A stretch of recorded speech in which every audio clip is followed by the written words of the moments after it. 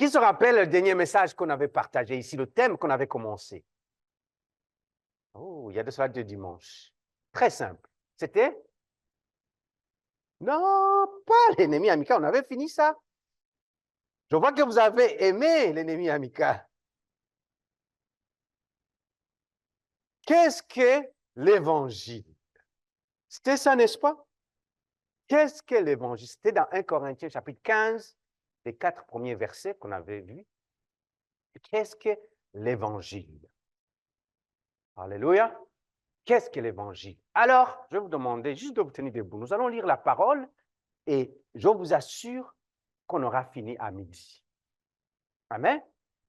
Je ne veux pas vous mettre en overtime, mais je vous attends au mois de septembre. Quand les vacances sont finies, là, on va pouvoir y aller en overtime. Je ne vais pas vous mettre en overtime. Ici, c'est dans 1 Corinthiens. Alors, c'est Paul qui parle. Il dit ceci, je vous rappelle, frères, l'évangile que je vous ai annoncé, que vous avez reçu, dans lequel vous avez persévéré. Non seulement ils ont reçu l'évangile, mais ils ont fait quoi? Ils ont fait quoi? Amen. Et par lequel vous êtes sauvés. Si vous le retenez tel que je vous l'ai annoncé, autrement, vous auriez cru en vain. Je vous ai enseigné avant tout, comme je l'avais aussi reçu. En d'autres termes, je vous ai donné tout ce que j'ai reçu. Qu'est-ce qu'il avait reçu? Il dit que Christ est mort pour mes péchés, pour nos péchés, selon les Écritures, qu'il a été enseveli et qu'il est ressuscité le 3e jour, selon, retourne au verset 3, vous allez voir. À la fin, il dit, selon, 4e verset, selon, alléluia. Tendre Père, nous te disons merci pour ton amour infini, ta bonté infinie. Pour nous, être présents dans ce lieu, c'est le témoignage que tu es encore sur le trône. Merci de nous avoir gardés cette nuit. Pendant que nous dormions, on était sous l'inconscience totale, entre la vie et la mort. Tu as veillé sur nous. Toutes les attaques qui étaient dirigées envers nous, tu t'en es chargé éternel. Et à 6 heures du matin, 7 heures du matin, 8 heures du matin, on s'est levé de notre lit, on était capable de marcher, on était capable de cligner les yeux. C'est une grâce que tu nous as faite. Combien ont été emportés par des crises cardiaques? Combien ont été emportés par des accidents? Combien ont été emportés par des tremblements de terre? Combien, Seigneur, ont connu des accidents? Mais nous, tu nous as mis à part pour aujourd'hui, pour un temps comme celui-ci. Seigneur, que tu puisses bénir toute personne ici présente, que tu puisses bénir chaque famille ici représentée, et que tu puisses nous faire du bien à travers ta parole. C'est dans le nom puissant de Jésus que j'ai prié. Amen. Vous pouvez vous asseoir dans la présence de notre Seigneur. Quand nous lisons ce verset la fois passée, nous avions introduit le sujet. Et en introduisant le sujet, nous avons vu que le mot évangile signifiait rien d'autre que la bonne nouvelle. En grec, c'est euangelion. Euangelion. Et ce n'est rien d'autre que exprimer de bonnes choses ou dire de bonnes choses. En d'autres termes, l'évangile n'a rien de négatif, n'a rien qui vient nous faire du mal. jusqu'à un certain point, bien sûr. Quand tu annonces la bonne nouvelle, tu proclames quelque chose qui est bien, qui est bon. On a vu aussi que une bonne nouvelle n'est pas une bonne nouvelle à moins qu'il y ait une possibilité d'une mauvaise nouvelle. Sinon, on appellerait des nouvelles. Voilà pourquoi quand vous écoutez la radio, on vous dit « Ah, c'est le temps d'écouter les nouvelles à la télé ou à la radio. » On ne dit pas les bonnes ou mauvaises, on dit « C'est le temps d'écouter les nouvelles. » Et dans les nouvelles que vous écoutez, il y a des bonnes et il y a des mauvaises. Ça, c'est à mon époque, mais aujourd'hui, si vous écoutez, c'est des mauvaises nouvelles qu'on vous amène. OK? Soyons honnêtes, quand tu ouvres la radio, ce n'est que des mauvaises nouvelles, parce que les radios qui proclamaient l'Évangile n'ont pas eu d'antenne à la télé et ont été enlevées. Alors, je pense qu'à la télé, il n'y a plus de bonnes nouvelles, mais il y a de mauvaises nouvelles qui nous annoncent. Je pense que je ne vous enseigne rien de spécial. Alors, ici, quelle est la bonne nouvelle qu'on est en train de parler? En d'autres termes, quel est cet évangile que Paul est en train de parler? On a vu que la bonne nouvelle, c'est la mort, l'enterrement et la résurrection de Jésus-Christ. Ça, c'est la bonne nouvelle. Amen. Quand on l'écoute en tant que personne humaine, on peut dire, mais comment ça peut être la bonne nouvelle quand on parle de la mort? Parce que n'est-ce pas que nous sommes habitués à ce que la mort, tout ce qui touche mort, soit, allez, soyons pas trop spirituels. Tout ce qui touche la mort, c'est quoi? Merci beaucoup. Tout ce qui touche la mort, c'est une mauvaise nouvelle, n'est-ce pas? On est habitué à ça. Alléluia. Tout ce qui touche la mort, c'est... Vous allez entendre, ah, j'ai reçu une mauvaise nouvelle la semaine passée, ou... et souvent, ça va être ce qui touche la mort. Mais pourquoi la mort est devenue une mauvaise nouvelle pour les humains? Pourquoi la mort est devenue une mauvaise nouvelle pour les humains? Et, ok, je vois que vous n'avez jamais entendu de mauvaise nouvelle. Pour ceux-là qui n'ont jamais entendu quelqu'un qui est mort, je voulais vous dire que l'être humain meurt en certain moment. Je vous donne une information. C'est la première fois que vous entendez quelqu'un peut mourir. Amen. Quelqu'un n'a jamais entendu quelqu'un qui meurt? Non? Ok, c'est bon. Alors ici, on est sur la même longueur d'onde. Mais pourquoi les humains, l'être humain, qu'est-ce qui l'a amené à dire la mort comme la mauvaise nouvelle? Ah, c'est parce qu'il manque la bonne nouvelle. Si l'être humain connaissait la bonne nouvelle, à ce moment, la mort ne serait pas la mauvaise nouvelle. Ah. Je vais y aller doucement, je vous ai dit.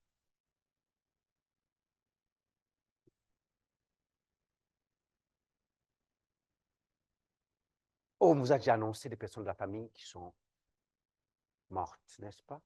J'en ai eu des amis cette semaine, d'ailleurs, même on m'a annoncé un ami à nous, qui est mort comme ça, d'une crise cardiaque. Crise cardiaque. Et j'étais comme, oh, et j'ai dit, quelle mauvaise nouvelle. Je l'ai dit, quelle mauvaise nouvelle.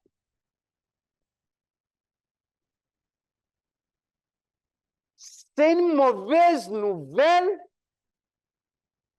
pour certains. Mais c'est une bonne nouvelle pour les autres. Quand tu es dans le Seigneur, tu as reçu le Seigneur Jésus-Christ comme ton Seigneur et Sauveur.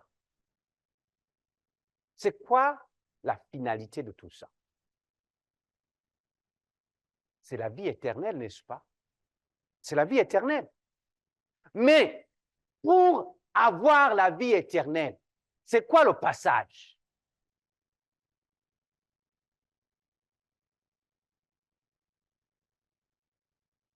En d'autres termes, tu veux voyager, tu veux aller en Afrique.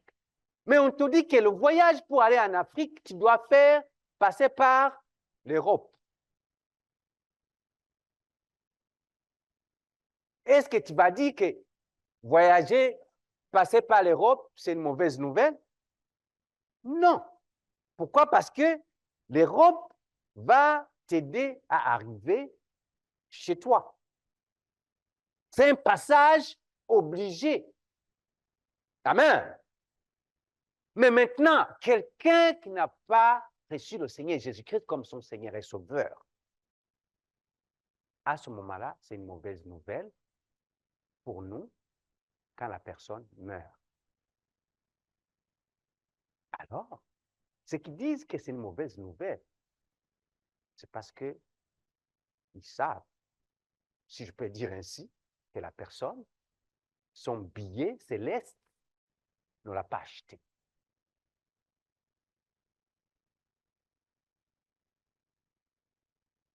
Ils m'ont conduit à vous demander, vous dites l'évangile, la bonne nouvelle, as-tu acheté ton billet céleste? Demande quelqu'un à côté de toi. Je sais que tu as déjà voyagé, tu as déjà acheté un billet pour aller au Canada, mais as-tu acheté ton billet céleste?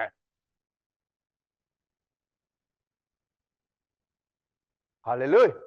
As-tu acheté ton billet céleste? Si tu ne l'as pas encore acheté, c'est le moment. Merci beaucoup, maman. Alléluia. C'est le moment. Je ne peux pas dire que ça, c'est la bonne nouvelle. Quand toi, tu n'as pas reçu la parole, qui est l'évangile, qui est la bonne nouvelle. Amen. Alors, normalement, quand quelqu'un qui est dans la foi, quelqu'un qui a reçu le Seigneur comme son Seigneur et Sauveur, quand la personne meurt, pour nous, on peut avoir ce qu'on peut appeler la douleur de la séparation, la douleur de se retrouver plus tard.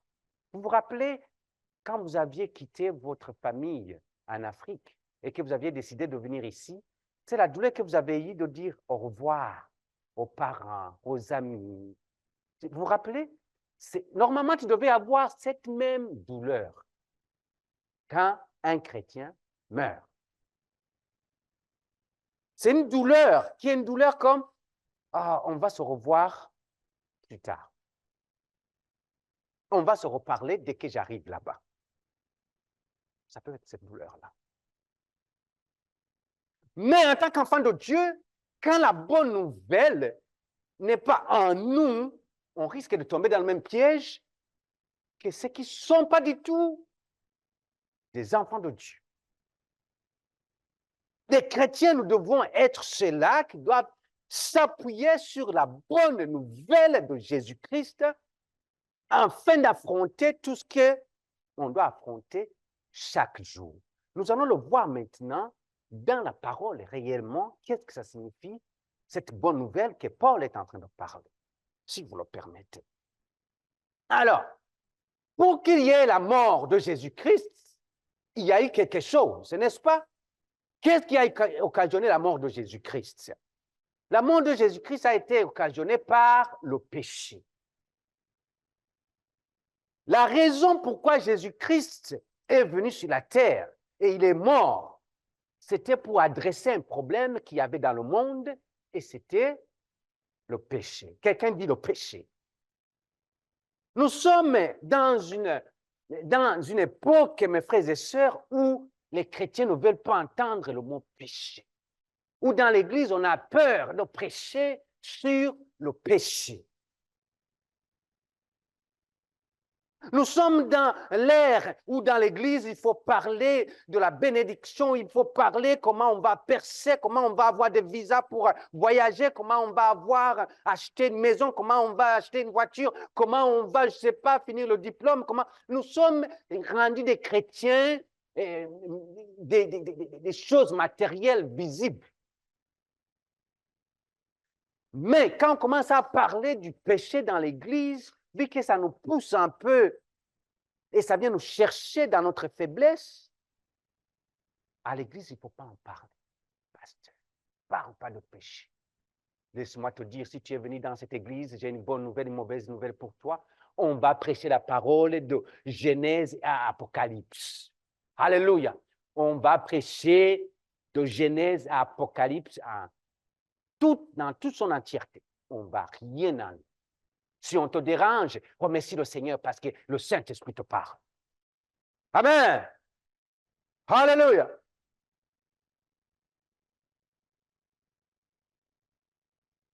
La bonne nouvelle, la bonne nouvelle, la bonne nouvelle. Le péché était venu dans le monde et il fallait adresser ce problème. Alors, Jésus-Christ est venu. Et quand il est venu, nous avons vu la fois passée ce problème du péché, on ne va pas y retourner, sinon on n'en finirait pas. On a vu que c'est que le péché avait entraîné la dette, la souillure et la domination du péché sur l'homme. Amen. Aujourd'hui, on va voir un peu le contenu de tout ça. Quand on parle de la mort, sa mort traite la dette contractée par le péché. Si vous écrivez, ça c'est le premier point que j'aimerais adresser. La mort, c'était la dette qui a été contractée, donc il fallait adresser cette dette-là, il fallait régler cette dette que nous avions contractée. Alors, c'est qu'on voit dans le verset 3, si vous le permettez, on dit, je vous ai enseigné avant tout, comme je l'avais aussi reçu, que Christ est mort pour, alléluia, pour nos péchés. Sa mort était une sorte d'expiation par le sang pour payer cette dette de nos péchés. Quelqu'un dit, il n'y a plus de condamnation même. Jésus a tout payé. Alléluia. Le péché a été annulé et supprimé. C'est ça que la parole est en train de nous dire. Alors, il y avait une pénalité. Je vous avais parlé la fois passée qu'il y avait, qu'on avait une dette, qu'on était condamné, il fallait payer maintenant les dommages et intérêts au ciel à cause de notre péché. Alors, mais on voit ici que la pénalité et la dette ont été supprimées par la mort de Jésus-Christ. Pourquoi? Parce que Jésus-Christ, il a payé une dette qu'il n'avait pas, parce que toi et moi, nous avions une dette que nous ne pouvions pas payer.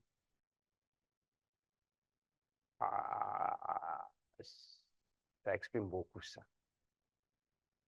Il a payé une dette qu'il n'avait pas, parce que toi et moi, on avait une dette, on avait la condamnation, on avait le jugement qui était sur nous, et on devait payer cette dette que nous, on ne pouvait pas payer. Je ne sais pas si vous avez déjà eu des fois une dette, tu dis, aïe, aïe, aïe, ça va être long pour que je puisse finir de payer cette dette. Amen. Ça n'a pas besoin d'être, je ne sais pas, c'est selon les capacités de chacun. Il y en a qui peuvent avoir une facture de téléphone, je dis, oh my God, ça va me prendre au moins 3 mois pour payer cette facture-là de téléphone. Ou tu as une facture, je ne sais pas, d'hydro, et tu dis, oh, ça va prendre au moins, oh, il faut que je prenne l'entente. Amen. Ou tu fais ta déclaration d'impôt, tu vois le montant que tu as à payer, ou tu dis, oh my God, il faut au moins 6 mois pour que je puisse payer ce montant-là. Alléluia. Une dette que tu ne peux pas payer tout de suite. Alors, la dette, on ne pouvait pas la payer, peu importe combien de temps ça allait nous prendre, on ne pouvait pas la payer. Mais lui, il a payé la dette. première chose qu'il n'avait pas contractée. Son enterrement maintenant, on parle de l'enterrement, son enterrement maintenant est venu pour traiter la souillure du péché. Son enterrement est venu pour payer la souillure du péché. Si je peux vous ramener un peu, si vous le permettez, vous vous rappelez quand on baptise, quand les gens sont baptisés, on dit qu'ils sont en train de faire la représentation de la mort, l'ensevelissement et la résurrection de Jésus-Christ. Quand tu vas dans l'eau, on te plonge complètement dans l'eau, c'est pour adresser la souillure que Jésus-Christ a adressée quand il a été enseveli. C'est pour dire, voilà, je témoigne, je suis avec Jésus-Christ, je vis la même discipline que lui, c'est ce que je suis en train de témoigner publiquement. Pourquoi? Parce qu'on te met dans l'eau et l'eau représente cette souillure qui va être lavée, l'eau va te laver de cette souillure. Donc, maintenant, il est là, son enterrement traite de cette souillure que le péché a amenée. Comment il le fait? Toujours dans le verset 3 et 4, il dit qu'il a été enseveli et qu'il est ressuscité le troisième jour. Alléluia. Il a été enterré pour nous montrer qu'il a mis notre péché dans la tombe de l'oubli de Dieu. Ah, je le répète. Il a été enterré pour nous montrer qu'il a mis notre péché dans la tombe de l'oubli de Dieu. La Bible nous dit que quand tu confesses tes péchés, que Dieu jette maintenant dans la mer de l'oubli tes péchés. En d'autres termes, Dieu ne peut pas revenir encore pour te dire, écoute, tu avais fait ça il y a un mois et tu le refais encore. Dieu ne s'en rappelle pas. Il t'a pardonné. Si tu reviens encore aujourd'hui, il va dire, oh, mon fils ou ma fille, encore, viens, je te pardonne, ne refais plus. Donc, il a enterré ça dans la mer de l'oubli de Dieu. L'enterrement. Il fallait absolument qu'il y ait l'enterrement. Pourquoi? Pour qu'il n'y ait plus de condamnation encore sur toi. Ah. Quand tu enterres quelque chose, si je peux parler un peu d'enterrement, ce n'est pas mon message. Quand on enterre quelque chose, avez-vous déjà entendu l'expression « il faut enterrer la hache de la guerre » Amen? Il faut enterrer la hache de la guerre, ça signifie quoi? Ça signifie quoi? Ça signifie qu'il faut laisser tomber. Il faut laisser maintenant. On fait un nouveau départ. Laisse. Quand tu enterres quelque chose, cette chose ne réapparaît plus. Mais pour certains, c'est difficile. On va le voir tout de suite.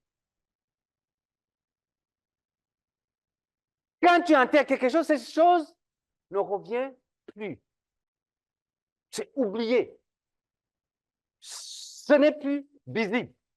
Ça ne t'affecte plus. Tu fais ton deuil et c'est fini.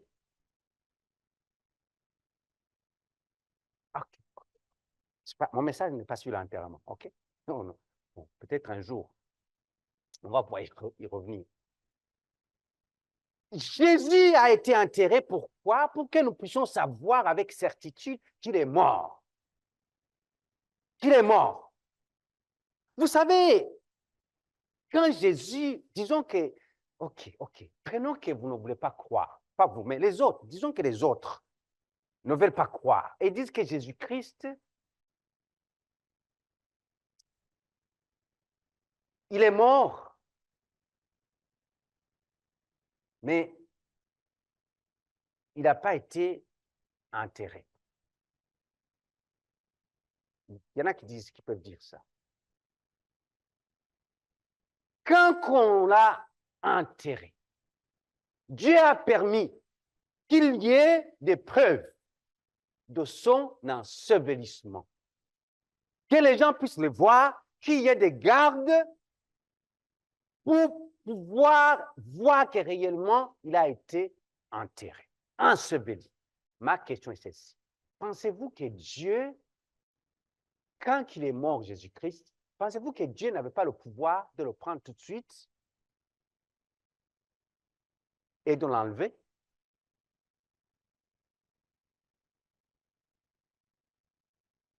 Vous savez, Moïse est mort. Jusqu'aujourd'hui, c'est la seule personne, on n'a jamais vu sa tombe. Moïse est mort. Qui a tué Moïse? Dieu lui-même a tué Moïse. Dieu lui-même a enterré Moïse. Personne jusqu'aujourd'hui n'a vu Moïse. Si Dieu l'a fait avec Moïse, il aurait pu le faire avec Jésus-Christ. Mais Dieu il a permis à ce qu'on puisse voir la tombe où il a été enterré, afin qu'il puisse y avoir cette certitude qu'il a enterré, que le péché a été enseveli, que sa mort représente pour nous l'enterrement de cette souillure que le péché avait amené. Donc le péché n'est plus à la surface, on ne le voit plus. Le péché n'a plus de place, ne peut pas comment vous le dire. Je vous l'ai dit tout de suite que quand il enterre quelque chose, c'est comme un nouveau départ. En d'autres termes, il n'y a plus de condamnation. Parce qu'il a été enterré, ce péché-là. Il n'est plus là, il n'y a plus de condamnation sur moi. Est-ce que vous m'en suivez? Troisième chose, je finis par ça. On dit qu'il a été enseveli et qu'il est ressuscité le troisième jour. Qu'il est ressuscité le troisième jour. Donc, on a dit que la première chose, c'est la mort. Amen. Qu'il a connue. Et la mort est venue représenter la dette contractée par le péché, que la dette a été payée. La première chose qu'on a dit. Deuxième chose, on a parlé de l'enterrement qui traite de cette souillure du péché qui est enlevé. Maintenant, après, on nous dit, parle de sa résurrection. Ici, la résurrection concerne la domination du péché. La domination du péché. Si tout ce que Jésus faisait était de payer notre dette de péché et de mettre notre péché dans la tombe, alors, suivez-moi très bien, je ne sais pas comment vous l'expliquer celui-ci. Si ce que Jésus avait fait, c'était juste pour payer cette dette et de mettre notre péché dans le tombeau et que ça s'arrêtait là, c'est que nous aurions nous-mêmes.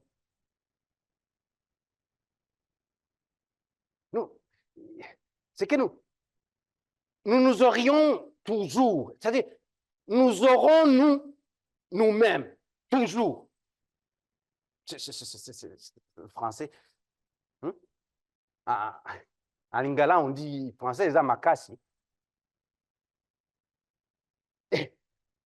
C'est que,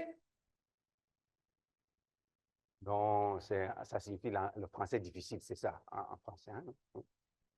En d'autres termes, hein, s'il avait juste enterré la mort, ok, dans la tombe, il a payé la dette, il a enterré la mort dans la tombe et que ça s'arrêtait là, c'est que toi et moi, on allait, c'est le français, on allait nous avoir pour toujours. On allait avoir nous-mêmes pour toujours.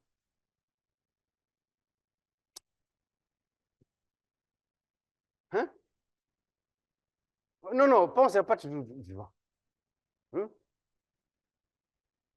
En anglais, c'est comme we will have ourselves always.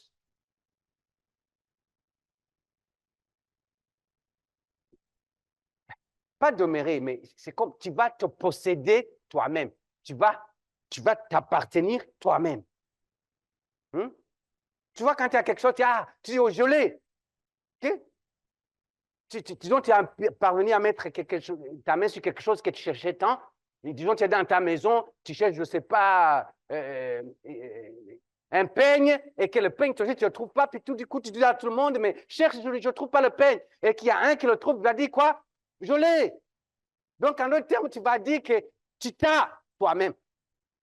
C'est bon? Vous me suivez? OK, c'est bon. Vu que vous comprenez ça, c'est la partie la plus difficile. Donc, nous nous aurions toujours nous-mêmes. Mais, si on ne nous sauve pas de nous-mêmes, alors il ne nous a pas vraiment sauvés. Ouh! Il est mort pour nous, pour se donner à nous. Il s'est levé pour nous. En d'autres termes, tout ce que je viens de dire ici, il a été ressuscité. Il a été ressuscité. Suivez bien la forme grammaticale que j'ai utilisée. Il a été ressuscité. OK. Le monde a jugé Jésus-Christ. Alléluia. Le procès était ce qu'on peut appeler une manipulation, une parodie de justice, n'est-ce pas? Tout le monde connaît cette histoire de sa mort. Ils l'ont condamné à mort et l'ont mis à mort. Cependant, un tribunal supérieur a annulé cette décision. Actes chapitre 2, versets 23 et 24, je vais finir par ça, c'est peut-être possible. Regarde ce que ça dit. Cet homme, on parle de Jésus-Christ, livré selon le dessein, arrêté selon la prescience de Dieu, vous l'avez crucifié, vous l'avez fait mourir par la main des impies. Verset 24. Dieu l'a ressuscité en le délivrant des liens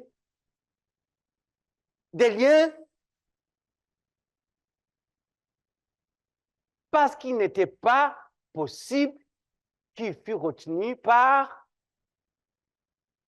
elle. Les liens de la mort, il y avait le péché. Il les a laissés sous la terre. Alléluia. Dieu lui-même l'a ressuscité. Ils ont crucifié Jésus-Christ, mais Dieu est revenu sur leur décision et l'a ressuscité. Alors, dans le même chapitre, verset 36, je vous montre quelque chose. Que toute la maison d'Israël sache donc avec certitude que Dieu a fait Seigneur et Christ, ce Jésus.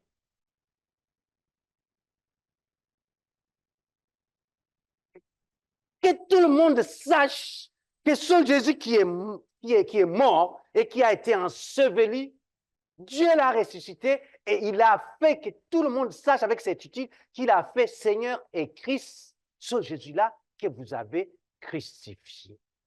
La résurrection de Jésus-Christ, mes frères et sœurs, était le sceau d'approbation de Dieu sur Jésus-Christ.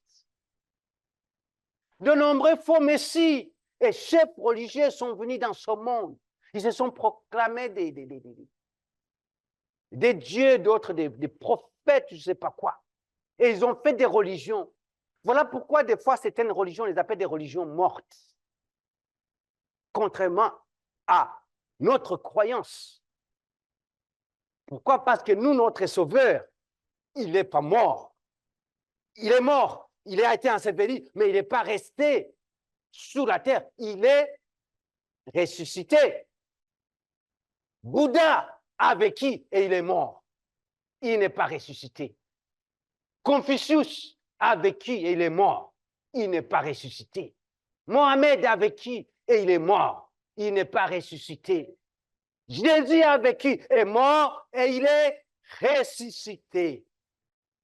La bonne nouvelle de tout ça, quand on dit qu'il est ressuscité, c'est ça la différence, c'est qu'il est un sauveur vivant et ressuscité.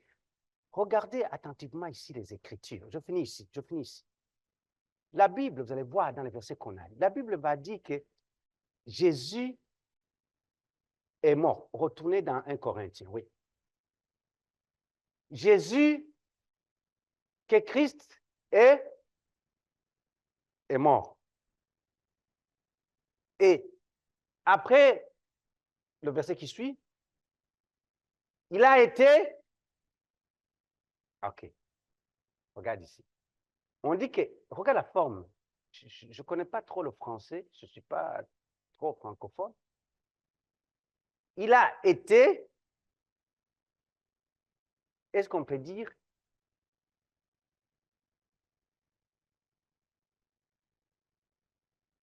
Il était enseveli? Oui.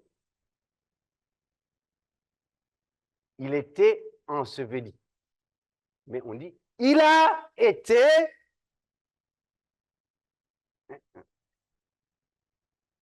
Il a été enseveli.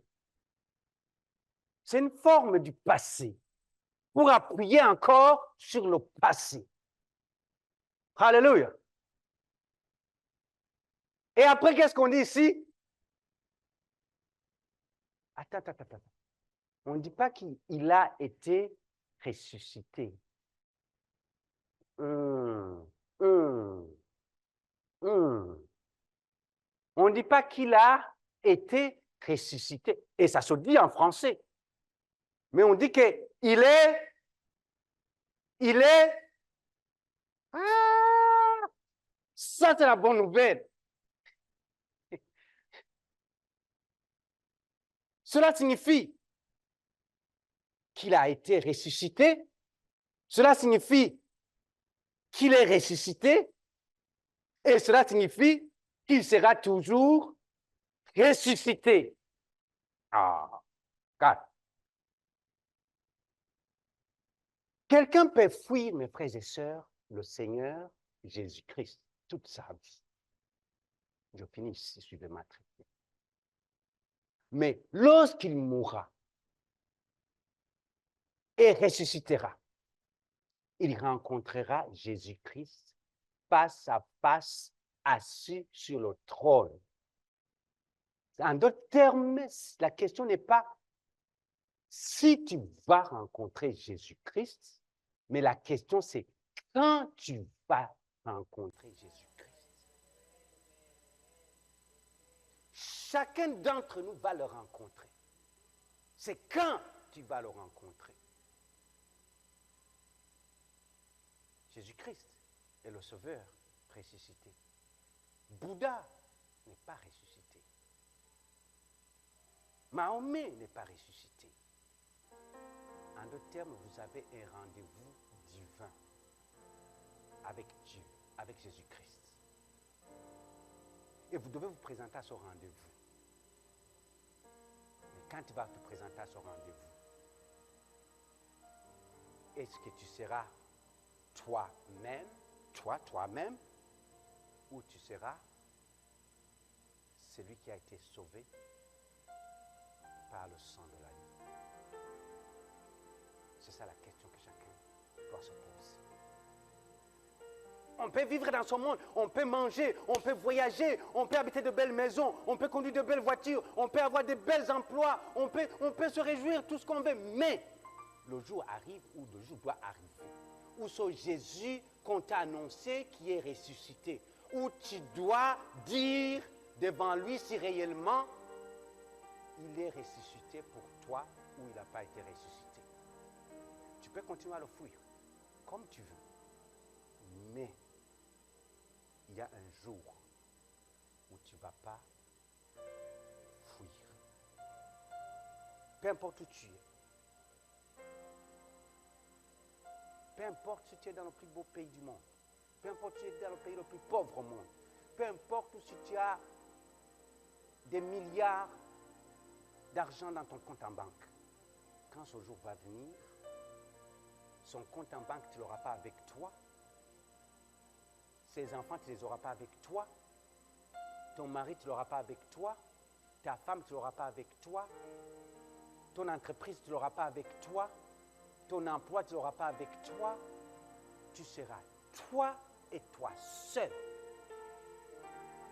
devant le ressuscité du troisième jour.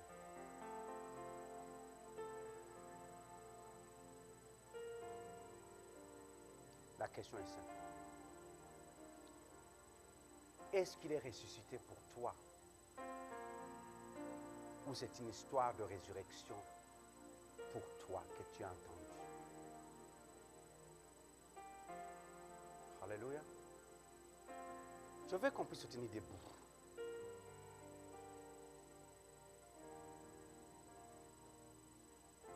Je vous ai dit que la bonne nouvelle, c'est que Jésus-Christ est le Sauveur ressuscité. Jésus est mort, c'est fini. Jésus a été enterré, c'est fini. Mais Jésus est ressuscité et il est vivant, c'est un Sauveur ressuscité.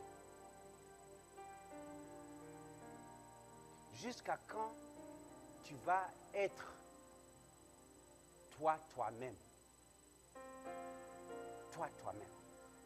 Je vous ai dit que Dieu l'a ressuscité afin que toi, tu ne puisses pas t'avoir toi-même. Afin que tu ne puisses pas être ton propre patron de toi-même. Afin que tu puisses savoir qu'il y a quelqu'un qui a payé quelque chose pour toi. Combien de fois tu veux être ta propre patronne, ton propre patron? Beaucoup d'entre vous, vous savez, vous vous dites tellement de oui dans vos vies que des fois Dieu vous sauve, Jésus vous sauve des situations et que quand tu te retournes et tu vois la situation dans laquelle tu allais embarquer, tu dis, oh Seigneur, merci de m'avoir sauvé de cette situation-là. Certains d'entre vous, il y a des décisions que vous prenez et ces décisions allaient vous amener tout droit dans des problèmes incroyables. Au moment où tu te rends compte que Dieu avait envoyé un ange pour t'aider, pour te donner un conseil de ne pas embarquer sur cette voie-là. Pourquoi? Parce que Dieu ne veut pas que tu puisses t'avoir toi-même. Parce que t'avoir toi-même, tu vas te mentir toi-même, tu vas te tromper toi-même et tu vas aller vers une chute libre de toi-même. Est-ce que le ressuscité du troisième jour est celui qui règne dans ta vie? Ou c'est toi-même qui règne dans ta vie? Avant que nous puissions quitter ici,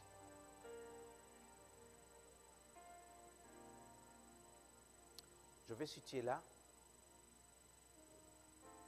Si Jésus-Christ n'a pas encore fait le Seigneur de ta vie, c'est le moment. Je veux que tu puisses le recevoir comme le Seigneur de ta vie. Comme le ressuscité pour toi et non pas pour les autres, et non pas pour l'histoire que tu as entendue, mais pour toi. Je veux que tu puisses faire ça personnel. Que tu dises, Seigneur Jésus, je te reçois maintenant. Je viens de comprendre ce que tu as accompli pour moi et ce que tu es pour moi. Je te reçois dans ma vie. Viens me guider, prends ma main, dirige-moi. Fais la prière selon que le Saint-Esprit va te le dire, là où tu es. Guide-moi, prends ma main, Seigneur.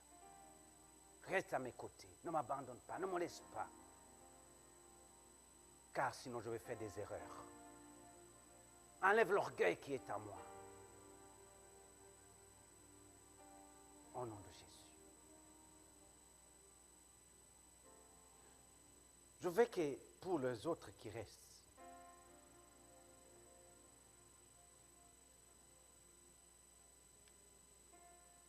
il est mort pour tes péchés.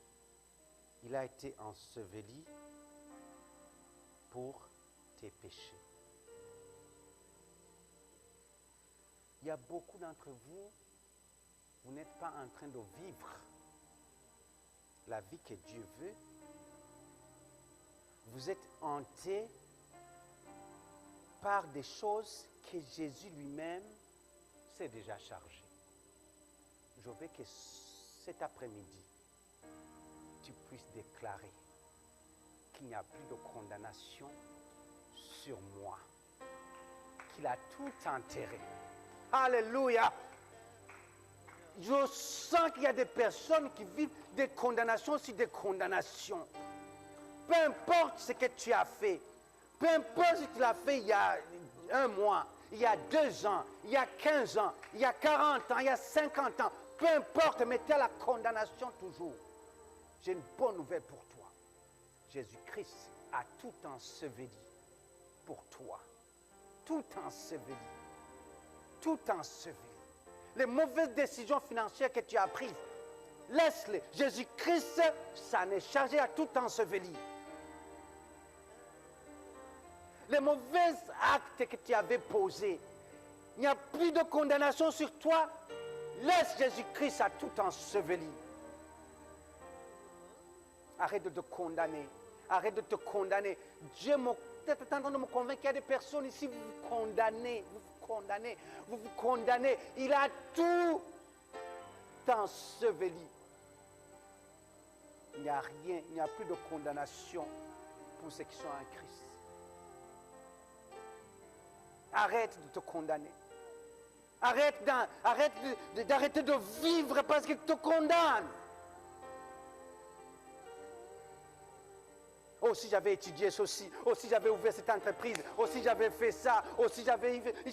Arrête de te condamner, il a tout enterré, tes péchés. Et il est ressuscité, afin que toi, tu ne puisses pas vivre pour toi, mais afin que lui, il puisse être dans ta vie, avec toi, pendant que tu marches sur cette terre. Car c'est ça la bonne nouvelle. Il est mort, il a été enseveli, il est ressuscité pour régner avec toi dans chaque situation que tu traverses.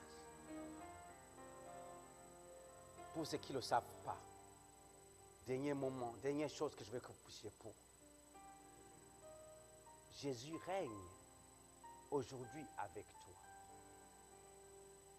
Si tu as une situation, un dossier quelconque, je veux que ce matin, tu puisses prendre cette déclaration et dire, dans cette situation, dans ce dossier, Jésus règne. Invite-le dans ce dossier. N'essaie pas de le faire tout seul. Dans cette situation, dans ce business, dans ce projet, dans ce plan que tu as, invite Jésus-Christ, dis, règne dans ce projet que j'ai, règne dans cette situation que je traverse, règne, invite Jésus-Christ, ne le mets pas de côté, car tout seul tu ne seras pas capable, invite-le. Invite-le, que ce soit un bon projet ou un mauvais projet, que ce soit que... Invite-le et fais la déclaration, dis Jésus. Sois au centre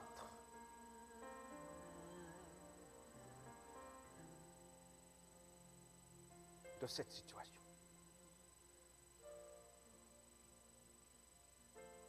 Car Seigneur, il n'y a aucune situation qui est morte dans ma vie, car tu as tout enterré. Voilà pourquoi il n'y a plus de seconde mort, car tu as tout fait. Change cette situation. Sois au milieu de la situation. Que chaque pas que je pose, que chaque décision que je prends, éternel Dieu, tu puisses être là, tu puisses au milieu, éternel Dieu de gloire. Thank you, Jesus. Merci Seigneur Jésus. Les mains levées, je vais prier pour vous. Éternel Dieu Tout-Puissant, me voici devant toi en tant que ton serviteur, ton ange que tu as établi sur cette église. Éternel, j'amène cette congrégation devant toi. Il y a quelqu'un ici, éternel Dieu, qui ne te connaissait pas. Et ce matin, tu lui as permis de te connaître. Il y a quelqu'un qui ne connaissait pas la bonne nouvelle éternelle, qui essayait de se battre jour et nuit, éternel Dieu, chaque jour, Seigneur. Mais il vient d'entendre la bonne nouvelle.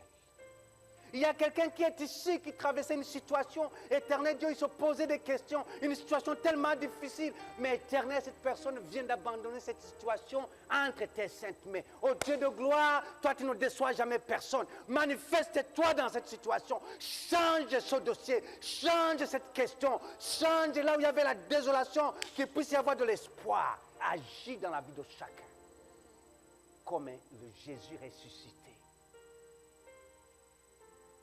Car tu règnes présentement. Tout pouvoir t'a été donné sur la terre et au ciel.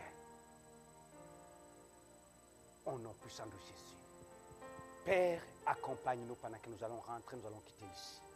Laisse que la victoire soit dans chaque famille, dans la vie de chaque personne, dans la vie de chaque jeune, éternel Dieu, dans la vie de chaque maman, chaque papa ici. Que l'amour du Père, la grâce et la paix de notre Seigneur Jésus-Christ et la communion du Saint-Esprit se reposent sur la vie de chacun. Au nom de Jésus. Amen. Amen. Amen. Que Dieu vous bénisse. Bon dimanche. Saluez-vous les uns les autres.